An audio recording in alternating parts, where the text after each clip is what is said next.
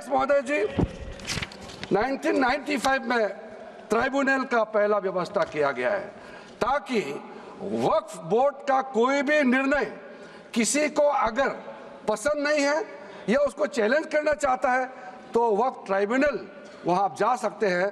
उसका प्रावधान पहले बार हुए हैं और उस समय यह भी फैसला हुआ कि 5 लाख से ज्यादा आमदनी किसी वक्फ प्रॉपर्टी में है उसके लिए सरकार एग्जीक्यूटिव ऑफिसर्स अपॉइंट किया जाएगा। ये भी 1995 में शुरुआत की है।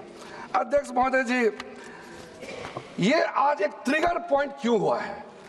ये अमेंडमेंट बिल लाने का आवश्यकता सबसे ज्यादा शुरुआत कहां से हुई? मैं संक्षेप में बताना चाहता हूं। 2013 में 2014 में हम सब चुनाव में गए और चुनाव में जाने से पहले 2013 में कुछ कदम ऐसे उठाए गए हैं जो आप सुन करके, आप सदस्य के रूप में भी और इस देश का नागरिक होने के कारण आपके दिमाग में यह बात जरूर सवाल उठेगा कि ऐसा कदम क्यों उठाया गया है। सर, 2013 में पहला यह बदलाव हुआ कि इस देश में कोई भी आदमी, कोई भी इंसान, चाहे वो हिंदू हो, मुसलमान हो, सिख हो, ईसाई हो, पारसी हो, बौद्ध हो, जैन हो, वक्फ क्रिएट कर सकता है। सबको मालूम है वक्फ एक मुसलमान का अल्लाह के प्रति अपना एक उसका एक पायस चैरिटेबल रिलीजियस पर्पस के लिए वक्फ क्रिएट किया जाता है, लेकिन उसमें डाइल्यूशन करके 2013 में कोई भी वक्फ क्रिएट कर सकता है। ये प्रावधान सबसे पहले उस समय की यूपीए सरकार ने किया है। दूसरा, आपने सारा वक्फ को स्पेसिफिक कर दिया कि शिया बोर्ड में शिया ही रहेंगे, सुन्नी बोर्ड में सिर्फ सुन्नी ही रहेंगे और कोई भी बोर्ड हो सिर्फ उनके लोग ही रहेंगे, बाकी कोई उसमें आ नहीं सकता है। ऐसा आपने प्रावधान किया। तीसरा, 2008, सर आप शांति से सुनने के बाद आप जो भी पूछेंगे हमारा रिप्लाई तो आएंगे ही सर। डिबेट का आखिरी में है, मेरा फिर से रिप्लाई होगा। तो अभी मैं जब शुरुआत में कुछ दृष्टिकोण रख रहा हूं, इसमें कोई हस्तक्षेप ना करे, ध्यान से सुनिए ताकि हमारा डिबेट का स्तर भी ऊंचा रहे और तर्क भी सामने में आ जाए।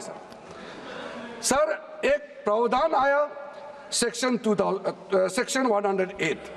उस सेक्शन 108 में ये लिखा गया है कि वक्फ बोर्ड का जो प्रावधान है इस देश में कोई भी मौजूदा कानून के ऊपर में रहेगा, ओवरराइडिंग इफेक्ट रहेगा। ऐसा आपने कानून बनाया है। इस देश में ऐसा कानून कैसे मंजूर कर सकते हैं अध्यक्ष महोदय जी? हर कानून अपना अपना हिसाब से चलता है, लेकिन एक कानून दूसरे कानून के ऊपर में ओवरराइडिंग इफेक्ट होगा, ये कोई भी मान्यता नहीं दे सकता है। उसके बाद सर, मैं कुछ प्रोपेगेंडा साथ में जुड़े हुए हैं उससे पहले जो 2013 में मुझे भी बहुत ताज्जुब हुआ कि ये पास कैसे जबरदस्ती करवाया है। 2013 में वक्फ में यूजर जो आपने प्रावधान डाला, उसके बाद 1970 से एक केस चल रहा था दिल्ली के अंदर में। दिल्ली के अंदर में हमारा सीजीओ कॉम्प्लेक्स है, पार्लियामेंट बिल्डिंग है, कई प्रॉपर्टीज है और इसको वक्फ बोर्ड, दिल्ली वक्फ बोर्ड ने क्लेम किया कि ये वक्फ प्रॉपर्टीज है। उसके बाद ये केस चल रहा था अदालत में। उस समय यूपीए सरकार ने पूरा सारा जमीन को डी नोटिफाई करके वक्फ बोर्ड को दे दिया। 123 प्रॉपर्टी। अगर आज हम ये संशोधन लेके नहीं आते तो जिस सदन में हम बैठे हैं, ये पार्लियामेंट बिल्डिंग, इसको भी क्लेम किया जा रहा था। एयरपोर्ट, बसंत विहार। और अगर नरेंद्र मोदी जी का सरकार नहीं आते, अगर यूपीए का सरकार कंटिन्यू रहता तो क्या क्या बिल्डिंग को डी नोटिफाई किया जाना था। 123 प्रॉपर्टी को तो डी नोटिफाई किया। मैं रिकॉर्ड में कह रहा हूं, अपने मन से कुछ नहीं कह रहा हूं, मैं ऑफिशियल रिकॉर्ड का बात बता रहा हूं। अध्यक्ष महोदय, आप काहे को उछल रहे हो? मैं अपने से थोड़ी बोल रहा हूं, जो हकीकत बात को बता रहा हूं। आप आराम से बैठ के सुनिए। आपके दल को और आपको सबको बोलने का मौका मिलेगा। माननीय मंत्री जी,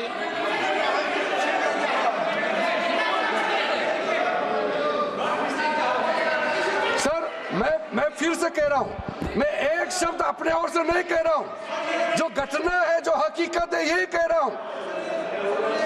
इसमें इनको इसमें इतना उछालने का, उत्तेजित होने का कोई मतलब ही नहीं है सर। अध्यक्ष महोदय,